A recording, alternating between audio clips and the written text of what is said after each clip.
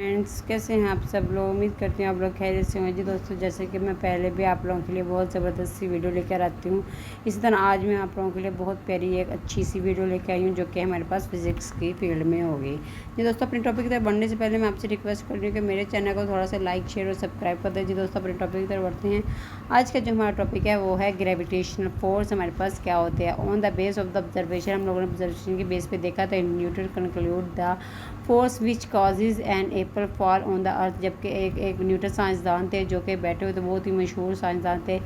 वो बैठे हुए थे दरख्त के नीचे, एप्पल के दरख्त के नीचे। तो earth of the force which keeps the moon in the orbits. जब एक सेब उसकी झोली में आके गिरा तो उसने उसी टाइम एब्जॉर्ब किया कि जिस तरह ज़मीन हमारे पास सूरज के गिर्द चक्कर लगाती है, इसी तरह ये अर्थ भी कोई ना कोई अपने पास एक फोर्स रखती है जो हर चीज़ को अपनी तरफ अट्रैक्ट रखती है।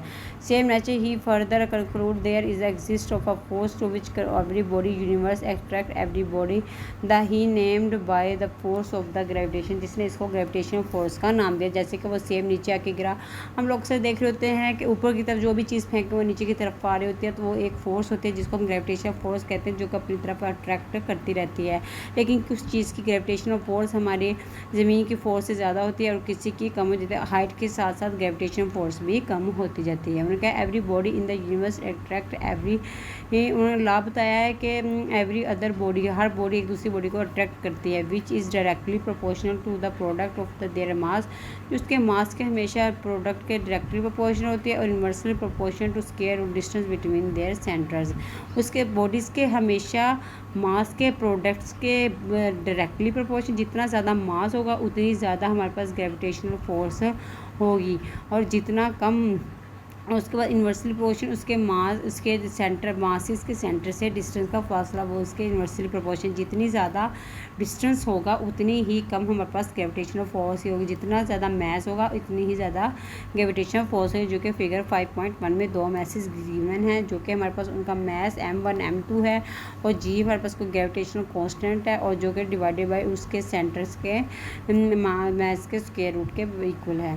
उसके बाद क्या है कि two masses attract to each other with gravitational force of a equal magnitude, जो कि इक्वल मैग्नीट्यूड के साथ एक दूसरे को अट्रैक्ट करने according to the law of gravitation. Gravitation के लॉ के मुताबिक gravitation force of attraction F which भी टू बासेज m1 m2 के ऊपर दो फोर्स हैं। ग्रेविटेशन फोर्स m1 m2 हमारे पास दो बॉडी थी।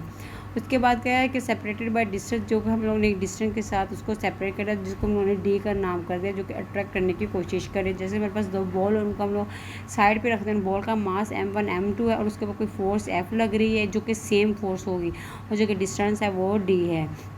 वही बात कर दी कि मैस m1 m2 हो गया और force directly proportion inversely proportion है जिसके डिस्टेंस के स्क्वायर रूट के इन्वर्सली प्रोपोर्शन होगी।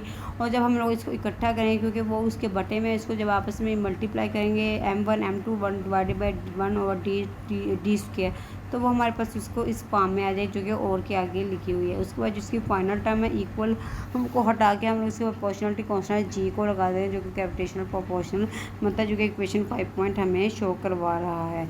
ये जी इज प्रोपोर्शनलिटी कांस्टेंट, इसका यूनिवर्सल कांस्टेंट ग्रेविटेशन, जो कि हमेशा यूनिवर्सल कांस्टेंट होता है, जिसकी वैल्यू हमारे पास एवरीवेयर और उसकी हर तरफ सेम वैल्यू। तो इसका ऐसा यूनिट हमारे पास 6.67 multiply 10 raise to power -11 newton metre square kilogram पर inverse. Due to the small value of G gravitation force of attraction between two objects is a very small, जो कि हमारे दो बॉडीज़ के दरमियान बहुत ही ज़्यादा स्मॉल हो जाती है। ये दोस्तों, आज का जो हमारा टॉपिक था वो था ग्रेविटेशनल फोर्स क्या होती है और लॉ ऑफ ग्रेविटेशन फोर्स क्या होता है और उसका फार्मूला कैसे हम लोगों ने जनरेट किया। और अगर आपको इस टॉपिक के बारे में कोई भी इशू हो तो आप मेरे चैनल पे मुझे कमेंट करके बात करके पूछ सकते हैं, और मेरे चैनल को लाइक शेयर सब्सक्राइब कर दें। दुआ में याद रखें, अपने घर वालों को ख्याल रखें। अल्लाह हाफिज़।